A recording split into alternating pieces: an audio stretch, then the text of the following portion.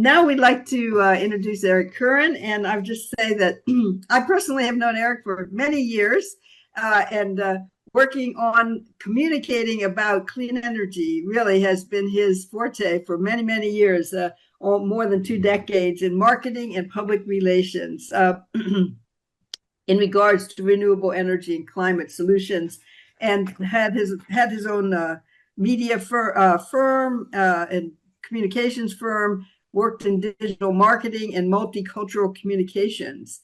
So he also is an author of several books, one being called The Solar Patriot, A Citizen's Guide to Helping America Win Clean Energy, which was published in 2017. So now, and for the last 6 years, he's been the director of marketing and education at Secure Solar Futures.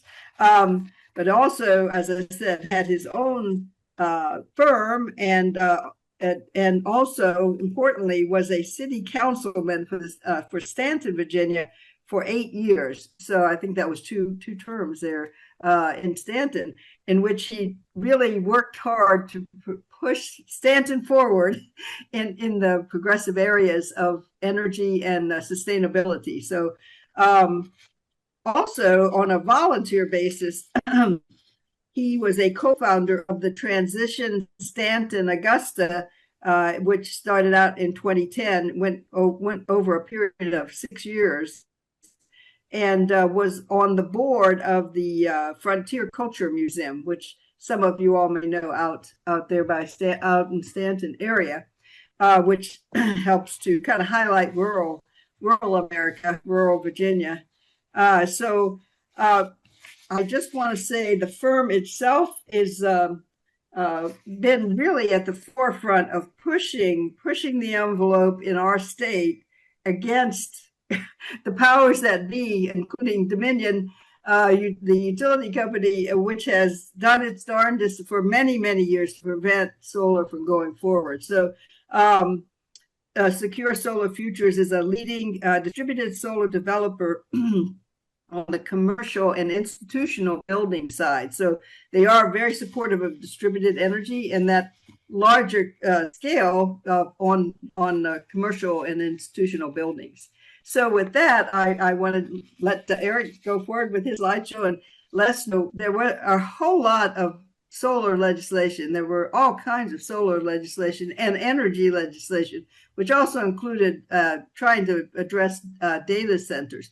But we were particularly interested in looking at what's out there that's going to support solar and particularly distributed energy. So I will let Erik provide that information. So thanks, Annette, for that kind introduction. And Peter, thanks for hosting me. I'm so glad to talk to your group. I saw someone had a Citizens Climate Lobby t-shirt, and I've also lobbied with them. So I'm glad that elections do have consequences, even though in Washington, people have stopped talking about climate change. It's funny. We talked about it for 4 years, and now it doesn't exist anymore. But not in Virginia. In Virginia, we can talk about climate change again.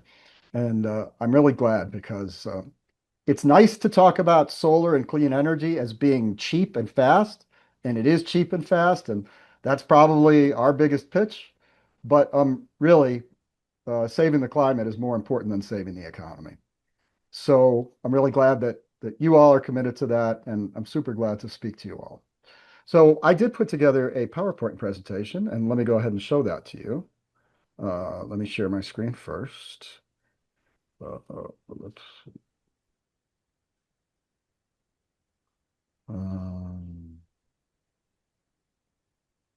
Okay, I'm going to send a request for sharing. I just sent it.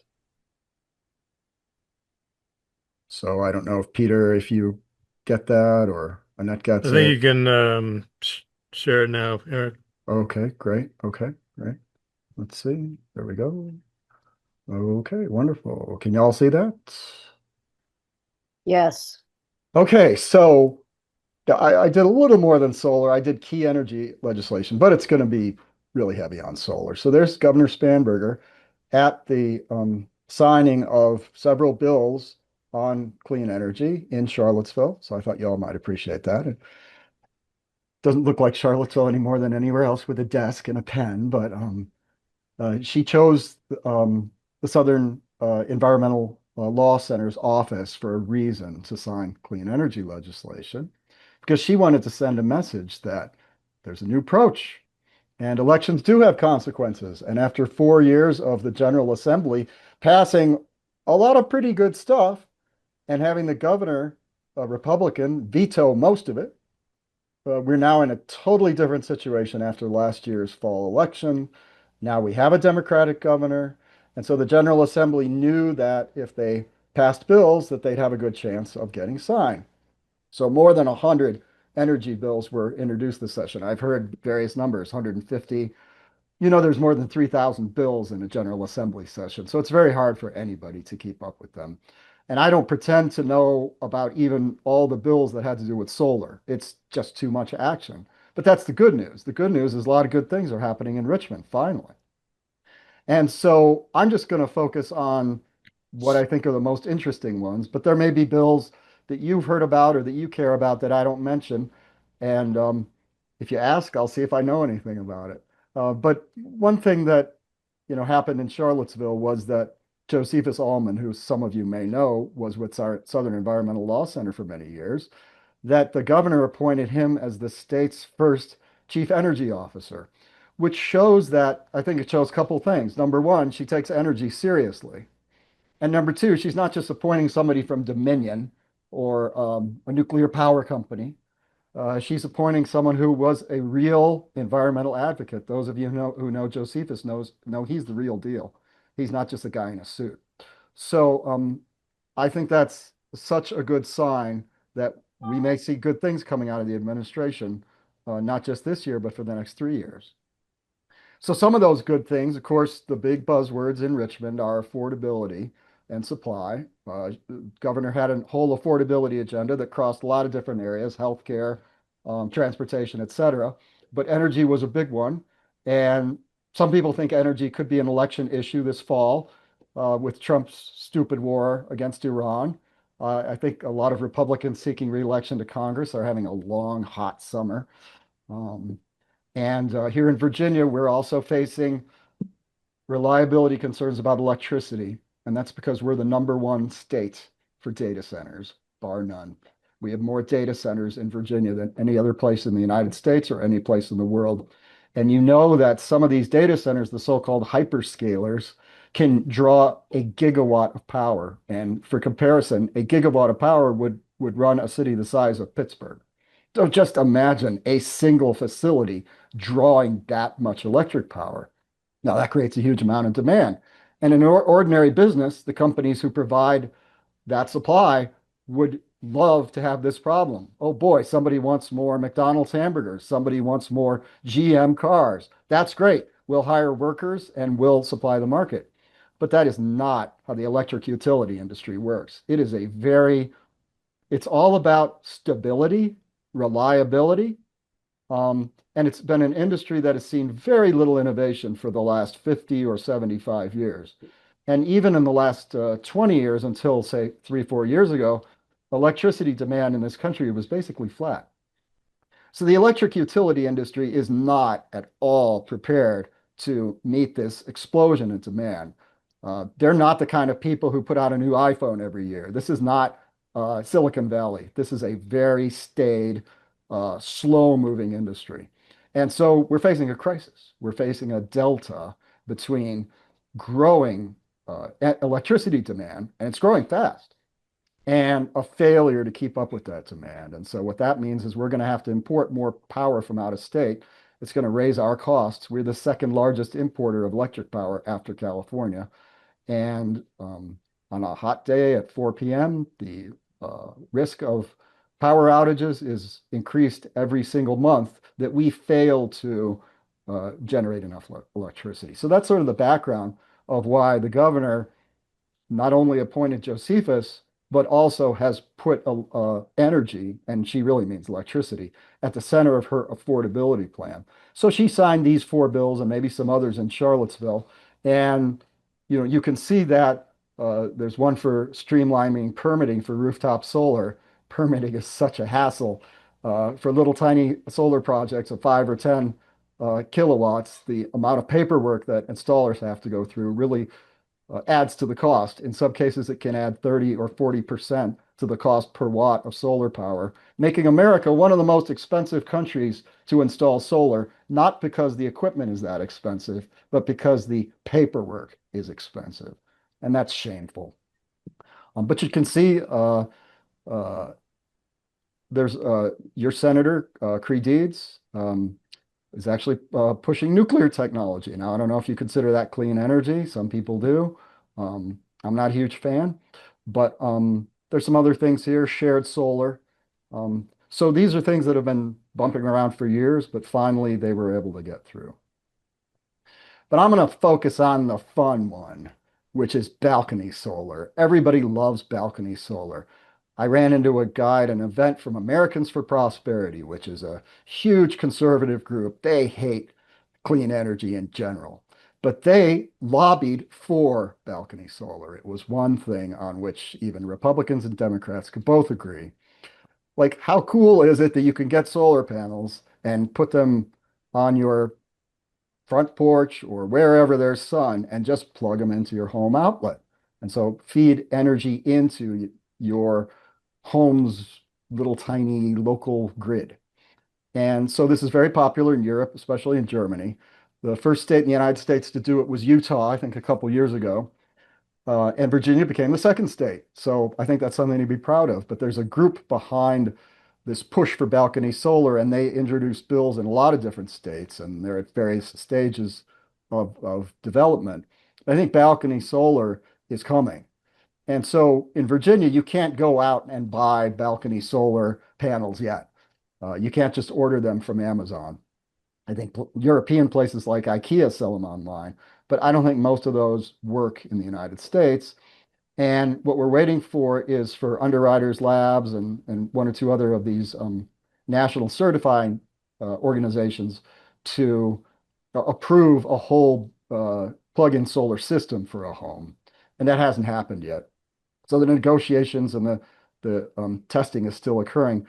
But we hope that by the time this bill takes effect on January 1st, that there will be retail options for affordable solar panels that you can just plug in Virginia.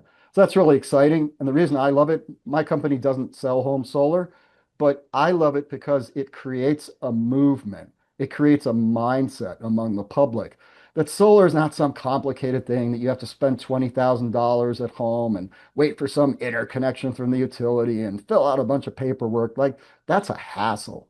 And that's not accessible to most ordinary people. But this could be accessible for $300 or $400 to get a solar panel. This could be accessible to ordinary people. It's not going to run your whole home, but it could make a difference on your electric bill on a hot day. So I like it because it's going to build support for solar at bigger scale. And it's going to normalize solar. People are going to say solar is not alternative energy anymore. It's energy. So next we have this affordable clean energy package, which was supported by a bunch of environmental groups. And you can see four main bills here. The one I would probably focus on that's interesting to homeowners is consumer protection. So unfortunately in our business, there are some shady operators who go door to door. They're kind of adopt the tactics of the aluminum siding industry. And there are some homeowners who have had a bad experience with home solar. And so this bill puts in some safeguards, some standards to help make people confident in going solar. And again, if the homeowners are confident in solar, they're going to support solar at a bigger scale. I also like the smart rooftop permitting. Again, it just cuts through some of the paperwork, reduces the cost, makes it easier for a variety of homeowners and small businesses to go solar. And then, of course, there's this Distributed Generation Expansion Act, which sounds boring, but it actually, under the Virginia Clean Economy Act, requires the utilities to buy 4 times more distributed solar or energy from distributed solar than they had to before. And that's a lot. That's going to create a lot of demand. So this is one you all are probably interested in. Virginia rejoined the Regional Greenhouse Gas Initiative, which is started in the Northeast, but then we joined under Governor Northam and then under Governor Youngkin. he illegally pulled us out of it. And so, of course, it was in court, but while it was in court, we were out. So now we're back in. And it's estimated that Reggie will generate about $750 million in revenues that will go about half and half to electric bill rebates, which was important for the governor, and the rest of it will go to flood preparedness and weatherization like it did before. Of course, Republicans hate this. They're howling against it. And I think part of the reason for giving the bill rebates was to try to mollify some of the criticism. This is one I'm really excited about. You may or may not have heard about it. It hasn't gotten a ton of publicity, but our company actually came up with this bill, working with Delegate Dan Helmer and from Northern Virginia and Senator Schuyler Van Valkenburg from the Richmond area, to start a task force for distributed energy resources, which are affectionately called DERs. It sounds goofy, but DERs means rooftop solar, batteries in homes, batteries in electric vehicles, smart thermostats, all kind of stuff that you can have at a home or a small business or, even a bigger place. And so those things are all basically being installed by the owners of the properties where they're being installed. And so those resources are not being used 100% of the time by the homeowner or the small business. And so they may have some excess usage that could be coagulated or networked into a virtual power plant, which is like instead of having a centralized plant like a coal plant or gas plant that burns fuel and generates electricity or a big solar farm, instead you just have a lot of little resources all over the place, but software ties them together so they can act like a power plant. And so that utilities can call on them with the permission of their owners and with some compensation when they're needed. And so this is really a revolutionary concept. It's in the early stages around the United States, and Virginia could be a leader instead of a laggard, as we have been, through this distributed energy task force that will come up with ideas mostly for legislation and regulations that will make it easier for distributed energy resources to get access to the grid and then for sort of incentivize and maybe even require utilities to tap into these resources, again, with compensation to their owners to put more supply on the grid, and especially at times when it's needed the most.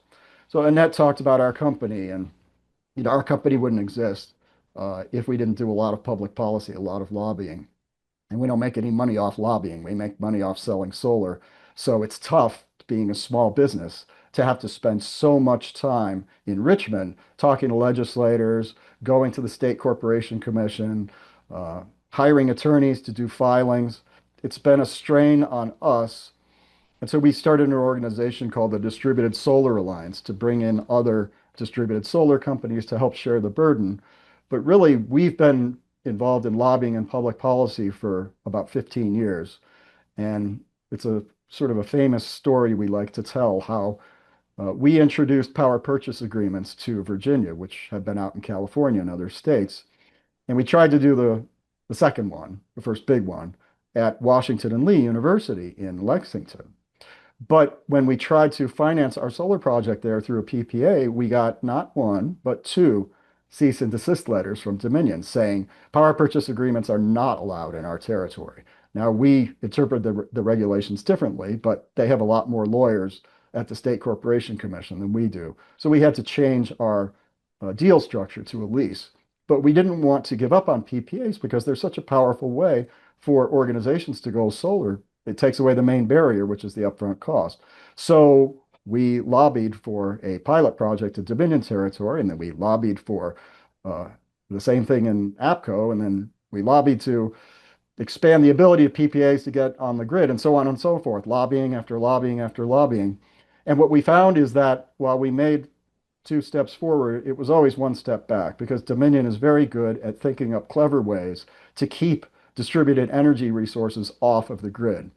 So one thing they did recently was, I don't know if any of you heard about it, but something they instituted a requirement for some new technology called DTT and dark fiber, which basically would raise the cost of a solar project by 40 or 50%. And I think Fairfax County schools were very uh, outspoken against this requirement.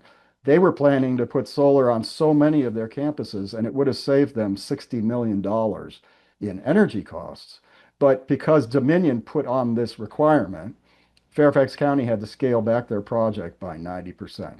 And so those schools with their students are not getting the benefit of energy savings because Dominion claims that safety and reliability require them to make solar distributed solar people, spend this extra money. Now, we hired experts and we looked at the rest of the country, and no other utilities do this. But Dominion always claims, well, we're different.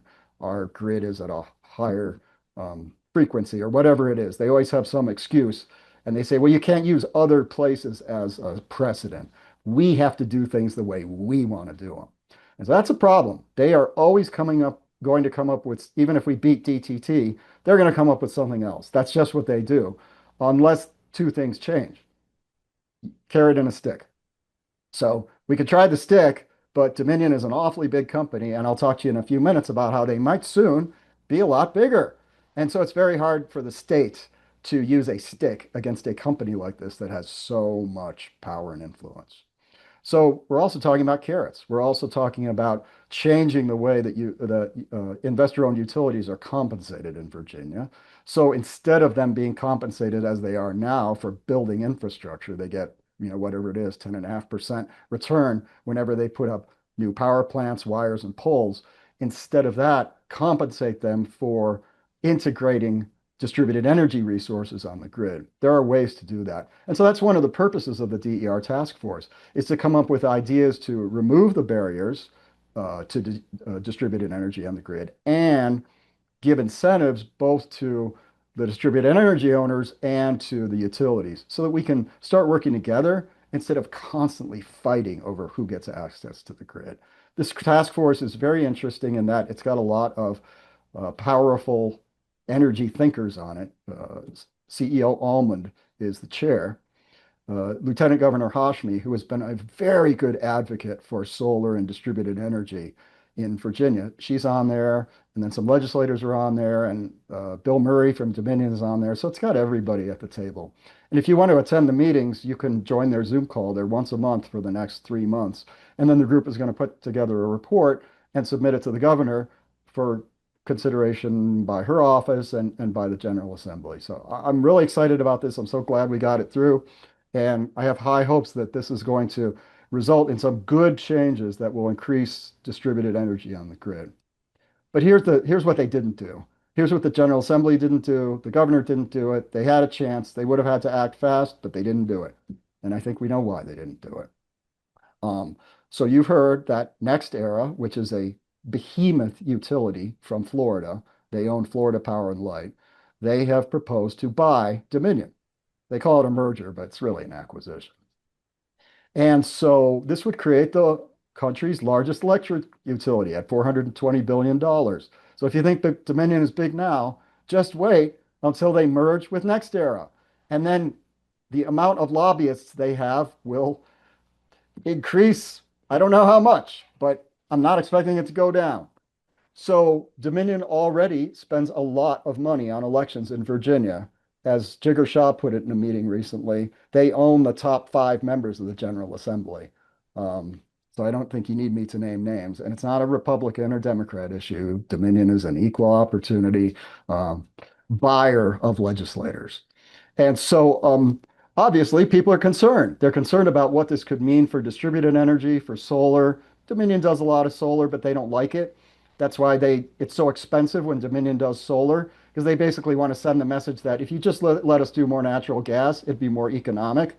But if you're going to make us do solar, well, you're really going to pay through the nose for it. So why don't you stop making us do solar? Even though their logo is now a solar panel, they still are kicking and screaming and dragging their feet.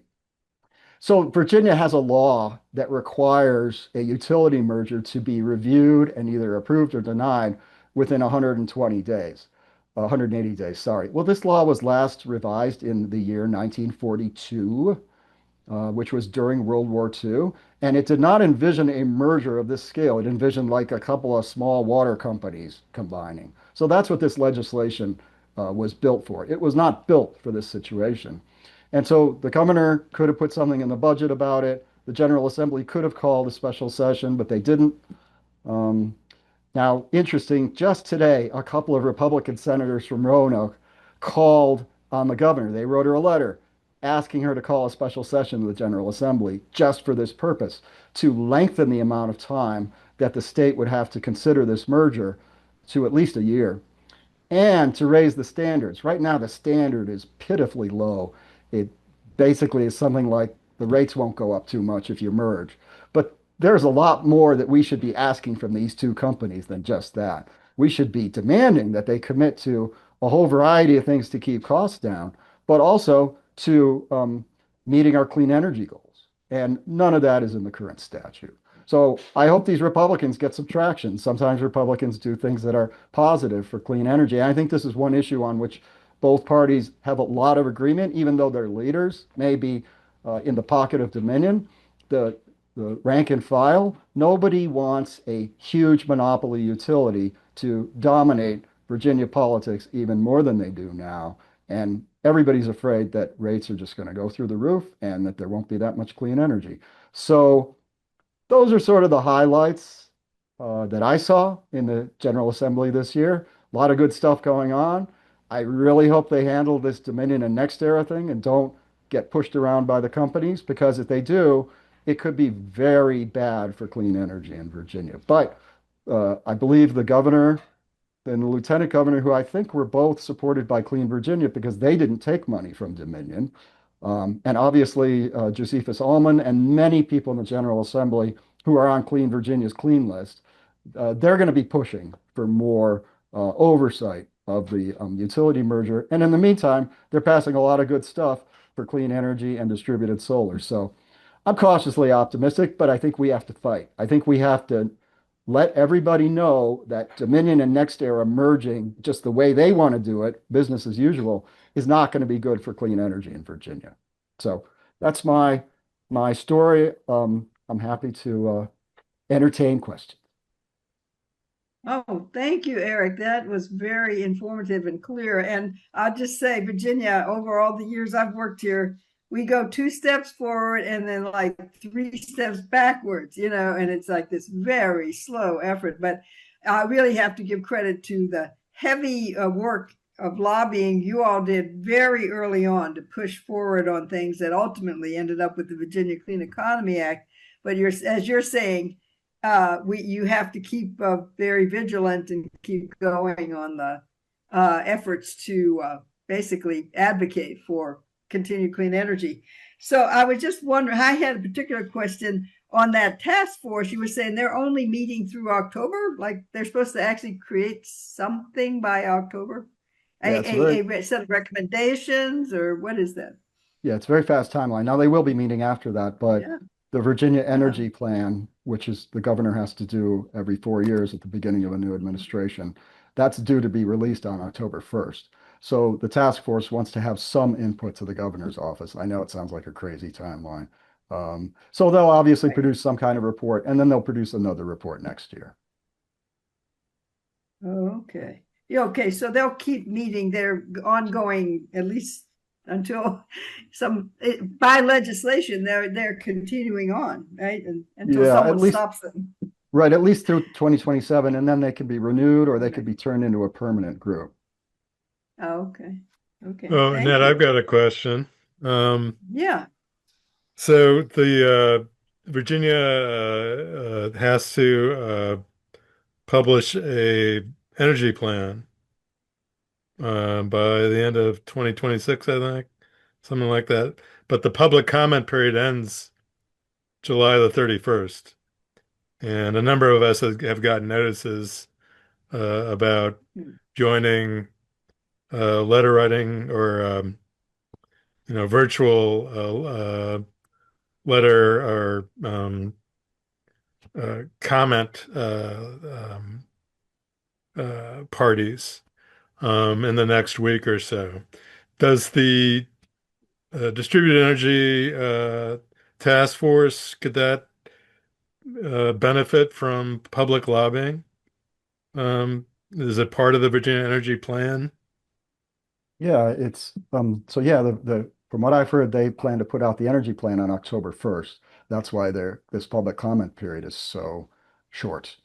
Um, and yes, you could certainly make comments to the DER task force as well, and they'll put stuff together and send it on to the governor's office. And if you go to that Okay, link and that I Peter, gave you, there's a way to do that. yeah, okay. And then Peter, if you would send, I hadn't seen the, notice about commenting on I guess, the draft energy plan.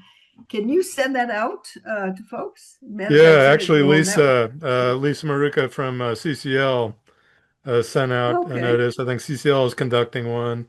CCAN is also conducting. Um, they might even have two sessions before the 31st. okay. But I'll send those links out. Yeah, and sort of Are a they like information sessions and then they want people to comment or what? so yeah. I think that When you, there'll be information, and then they'll basically coach you in writing comments. oh, It's that okay, kind of okay, session. great. Right. That's good to know. So do you, Annette, Other, you get the next oh, question. well, I just want to say other questions from other folks. I do have some other things, but open it for others. Let's see if you can just unmute and speak or raise your hand, whichever one. I've got a question. Okay. Oh, there's Lisa and Bruce. Hi there. Go ahead, folks. Sure. Erik, thank you very much for that presentation. We really appreciated that. Our son actually worked at Secure Futures from I think 1916 to 1919. No, And 2016. 2016. Wow, old Sorry. guy. Yeah, a long time. So two things. One was that he when he was going around to different locations telling them about power purchasing agreement, he told them, well, you're guaranteed to save money with the power purchase agreement as long as the price of electricity continues to go up in Virginia. And some of the people that he spoke to said, "Oh no, I don't think that the price is really going to go up that much." So one question was, how well off are the people who did get the power purchase agreements and the solar panels a couple of years ago? How well are they doing? And particularly one of the groups that he sold solar panels to that Secure Futures installed was on the Albemarle County school system. And are how well are they doing? How pleased are they with that decision? And are you able to use that as a sort of selling point as you continue to put out your power purchase agreements today? Yeah, that's a great question. Thanks. And Albemarle is one of our favorite projects. And during the Durrett show, they had windows come off their buildings, but the solar panels stayed on the roof, which is a good story. Their sustainability manager there for many years she really understood clean energy. And so we keep statistics because we run these systems under a power purchase agreement. We own and operate them for the term of the agreement, which is usually 20 or 25 years. And I know that Albemarle is in the black. I don't have the figures off the top of my head, but they are saving money. And for folks who, sure, a power purchase agreement is an unusual thing. For people who are used to buying things and owning them, it's an unusual form of financing. And also for people who are used to getting their energy from the electric utility, it's unusual to think, well, I'm going to get some of it from somebody else. It takes a little bit of a mental leap to get there. And yes, there was actually some reason to think that utility rates wouldn't go up that much because over that 20-year period, which ended about 3 or 4 years ago, they didn't. They pretty much tracked with inflation. So, but that was a different environment. But even so, even in that low rate increase environment, people with power purchase agreements were still saving money because the rate of escalation on the power purchase agreement is usually 2 or 3%, whereas inflation is usually a little higher than that. But of course, now we're in a different environment. And now electricity rates are increasing by 10 or 15% a year. And all of a sudden, a power purchase agreement with a 2 or 3% escalator, or even in some cases, if you're lucky, a 0% escalator. Like, who gets 0% inflation on anything for the next, lock that in for 25 years? That's a good deal. So if power purchase agreements were a pretty good deal before, now they are even better.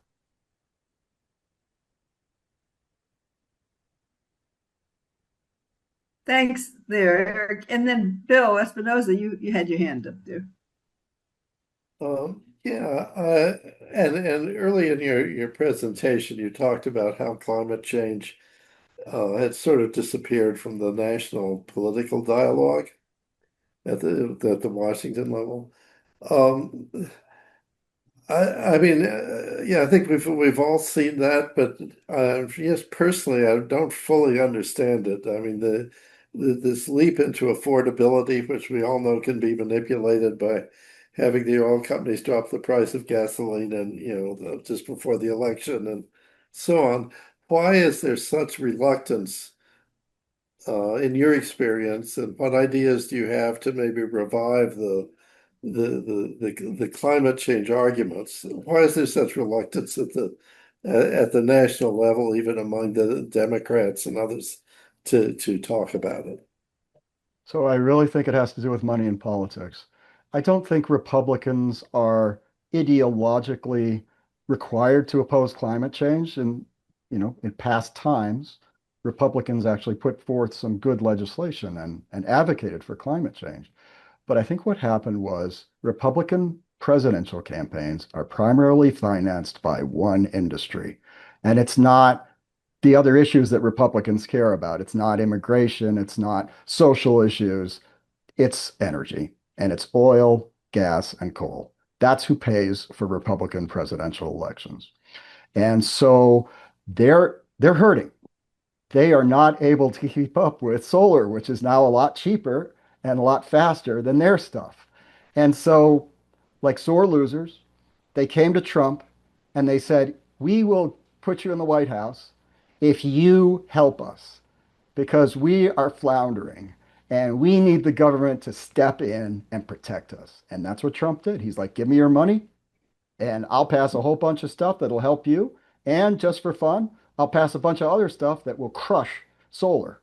Some of the things that Trump did against solar just seem gratuitous, or his war against wind turbines. Like, how does that even help oil, coal, and gas companies? I'm not sure.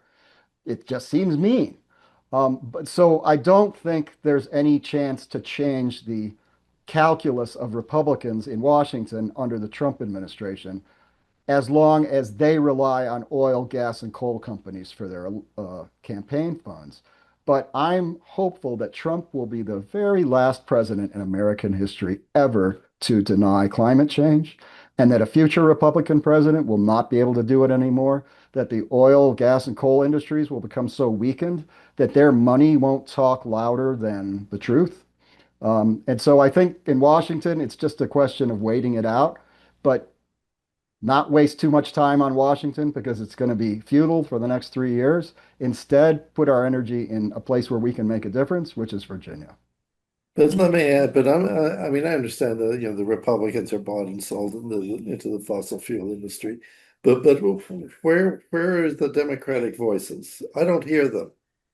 They've shifted over to bland issues like affordability, which, as I said, I'm convinced that's going to get so manipulated before the election that it's a trap almost. And why is there so much democratic silence on us using the scary word climate change, even as the country boils and there's smoke, and we've been invaded by smoke from Canada and all the obvious things that people might actually listen to because it's in their lives now. I don't understand the Democrat, and that's my question really is, do you understand or do you have any insight as to why they're being soft pedaling the issue, for lack of a better word? Right. I share your frustration, and some days I'm in my more uncharitable moods. I think it's cowardly. and I think history will judge. But then, from my experience in politics, I look at them and I say they're trying to be strategic about what's going to win the midterm elections and allow them to take back the House and possibly the Senate. And they won't be able to push much through in the remaining 2 years of the Trump administration, but they can just halt the government to gridlock, which I guess is better than letting Trump push through his energy ideas. So I think it's a strategic decision on their part. Their pollsters have told them affordability is what the voters want to hear, and that's what they think will help them win in November. Yeah. Let Tom, Tom has a question there or comment. Yeah.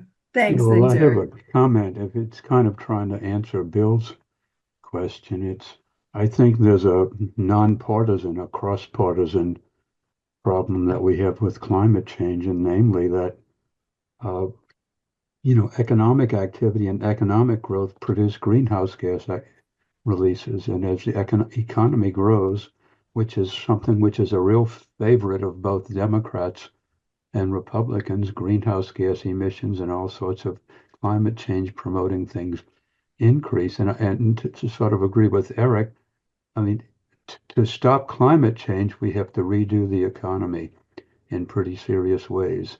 And to put it mildly, that's strategically a very tough thing, but it sort of doesn't matter. I think that's what we have to do if we're going to contain climate change. And politicians, James Carville says, the only thing that matters is winning beyond it's the economy, stupid. Well, if you want to win and you talk about stabilizing the size of the economy, which is necessary, you can sort of hear the people deciding to vote for somebody else, but we have to figure out a way to do that. I don't know, Matt Arsog knows a lot about these things too. I think Matt doesn't have his image on the screen, but I don't know if he would want to comment if he's there. Matt, do you want to comment?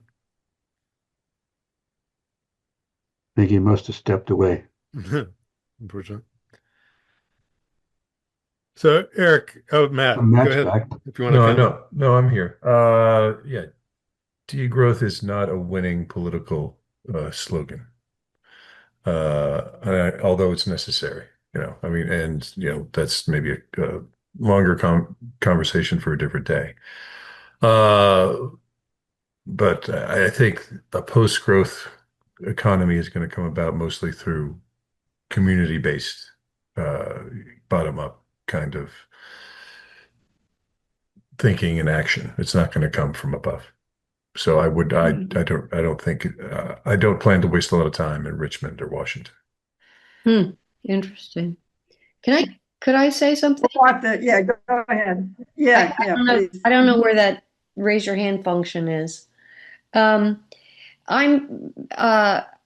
very much concerned about biodiversity loss, and that is the other existential crisis. And the two are really combined, although no one ever talks about biodiversity loss. And yet all these issues do have impact on the health and survival of our fellow beings on the planets, insects, most particularly birds, etc. So while we talk about climate change as sort of the focus problem, I'm just throwing it out there that there is another one that is equally, if not more so, serious. And it needs to be recognized in any sort of solution. And I kind of agree with Matt that where I think the good stuff's happening on that front is from the bottom up, is communities coming together. And as a landscape architect, I see more and more people embracing the need for native plantings, anything that supports our wildlife to bring back greater populations. The way I look at I would add, Martha, that this is one case where the Trump administration might overplay their hand. I mean, they've announced changes to the Endangered Species Act recently that I think are causing some bipartisan backlash. So I think on the biodiversity issue, you might have more bipartisan action than on the climate change issue, unfortunately, in the near future. And I think the Trump administration is, I mean, it's kind of inexplicable. It's almost like a hatred for the natural world. True. Um, Well, so one thing that I do think is that in my experience talking to the general public about this, I don't see Democrats being any more informed as a group than the Republicans are. I mean, I was at a farm this afternoon, and generally speaking, people don't know what kind of trees they're looking at, even when they're looking at oaks, maples, there's a the there, core species yeah. of our There, ecology. there's a great graphic I saw last Yeah. week, and it was like 9 different leaves and 9 different logos, like the Nike logo, the McDonald's logo. Like everyone knows the logos, no one knows what those leaves are, That's you know. correct. That's And correct. and the way I put it is culture leads policy. Policy doesn't lead culture. Our leaders are followers. They're not leaders. They're there for power and influence. They're not there to really represent us. That's just the way it's set up right now. Mhm. And so, not that lobbying isn't useful, but I think what we're trying to do isn't gonna, we're not going to have a politician say we need to degrow, or we need to slow growth. That's just not going to happen, although it greatly needs to happen. And so those things are going to happen from a grassroots level first. And then as the momentum grows, policymakers will see that they have the permission to talk about those things, but they don't right now. Right.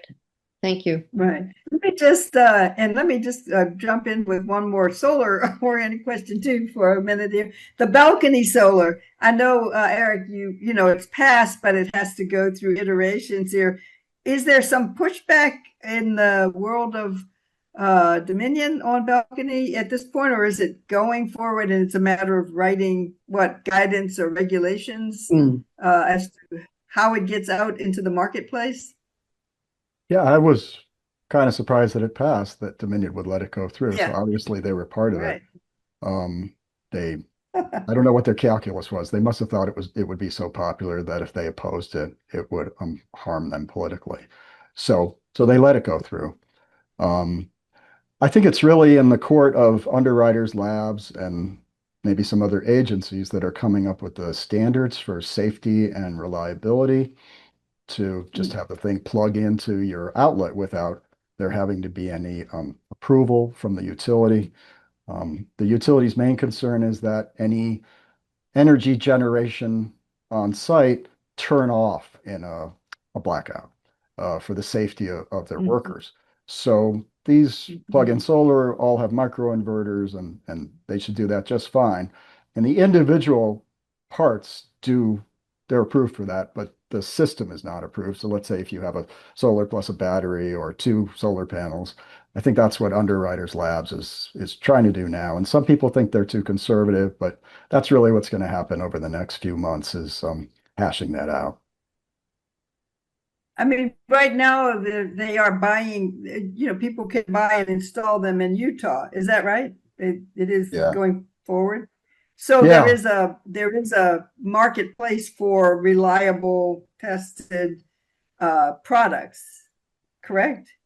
Yeah, I mean, It's presumably you out would think there. they could just sell the stuff they sell in Utah here. I don't know why they can't, but I'm not No. an expert on it, but for some reason it just doesn't seem to work that way. And Ah, I got a couple questions before we close out the session, sure. and move on to member Okay. updates. So one is just sort of a technical question, Erik. What is the difference between a self-generation, energy self-generation agreement and a power purchasing agreement? Oh, okay. That's a good one. So I don't know what other companies do. In our company, it's very similar. It's just a different legal structure for utility territories that don't allow power purchase agreements. So I think for a while APCO was like that. Some co-ops may be like that because they're not. It varies by utility territory. So even though there was a pilot program in Dominion's territory, it wasn't allowed in all other areas. So the self-generation agreement was really just a way around that. And that has been superseded by recent legislation, you think? I don't know that PPAs are allowed in all utility territories. It's the crazy quilt of, different little utilities, and especially in the rural areas. But the self-generation agreement, from the customer standpoint, it has the same impact as a PPA. You get solar for no money down. The company owns it and runs it for a period of years, and then they sell it to you or give it to you at the end. Okay, my second question is a bit of a devil's advocate question, but I'm, asking it for a purpose. I'm just looking at the history of your company and of commercial and residential solar in Virginia in general. There has been legislation in the past asking for sales tax exemptions for the industry. How would you make the distinction between that sales tax exemption uh, um, ask and the ask of the data center industry for its sales tax exemption? Yeah. So it's funny how data centers went from being something we wanted to incentivize to very quickly being something that we kind of don't want anymore. It happened so fast. And so that exemption was so contentious in the state budget. Um, I would say that we still want more solar. So any reasonable financial incentives that will produce more solar affordably should be considered. And a sales tax exemption on equipment is an excellent one.